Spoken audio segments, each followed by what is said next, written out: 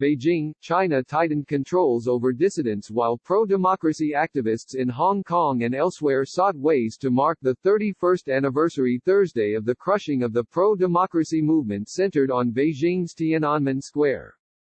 That came after authorities in Hong Kong took the extraordinary move of cancelling an annual candlelight vigil in the semi-autonomous Chinese territories Victoria Park for the first time in 30 years.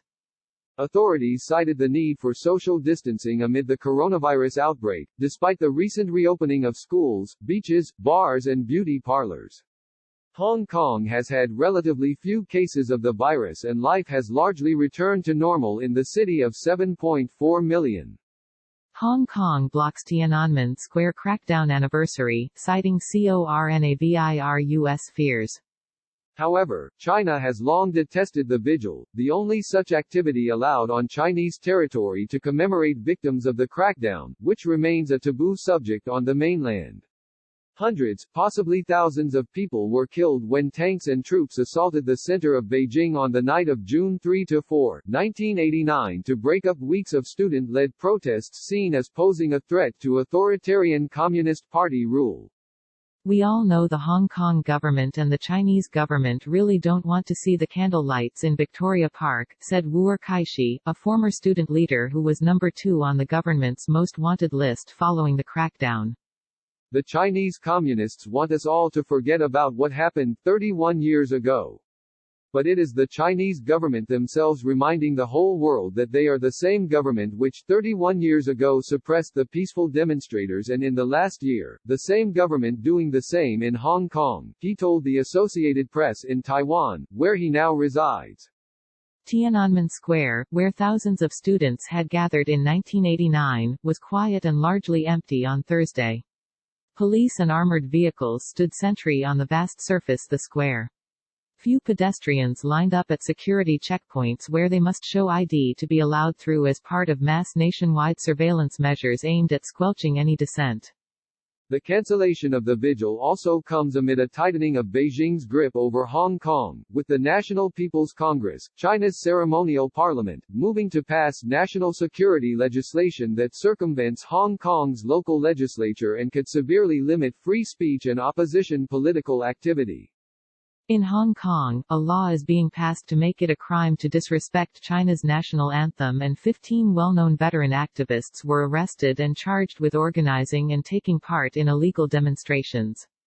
Those actions are seen as part of a steady erosion of civil rights Hong Kong was guaranteed when it was handed over from British to Chinese rule in 1997. The ban comes amid an alarming acceleration of attacks on the autonomy of Hong Kong and the undermining of the rights and freedoms of the Hong Kong people guaranteed under Hong Kong and international law, Sharon Home, Executive Director of Human Rights in China, said in a statement.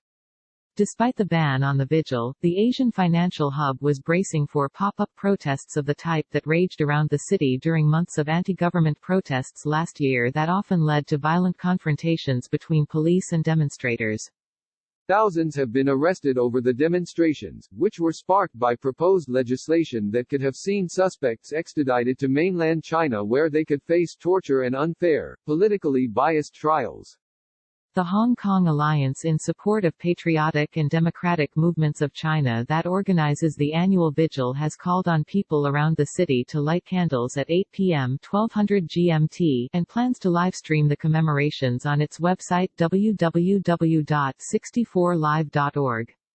Alliance Chairman Lee Chuk-yan said protesters still plan to gather at the park to mourn victims of the massacre and show their support for the democratic cause in China.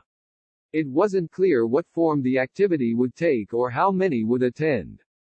The entrance to the park was blocked by police barriers on Thursday. Hong Kong government tried to please or show loyalty to Beijing and ban our gathering before even the national security comes in. But we are determined, Lee said at a kiosk set up by the group to distribute flyers in the busy Causeway Bay shopping district near the park. Other vigils, virtual and otherwise, are planned elsewhere, including in Taiwan, the self-ruled island democracy whose government called again this year for Beijing to own up to the facts of the crackdown. That drew a strong response from Chinese Foreign Ministry spokesperson Zhao Lijian, who called the statement complete nonsense.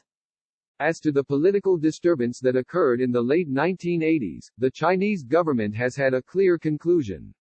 The great achievements that we have achieved, have fully demonstrated that the development path China has chosen is completely correct, which conforms to China's national conditions and has won the sincere support of the Chinese people, Zhao told reporters at a daily briefing.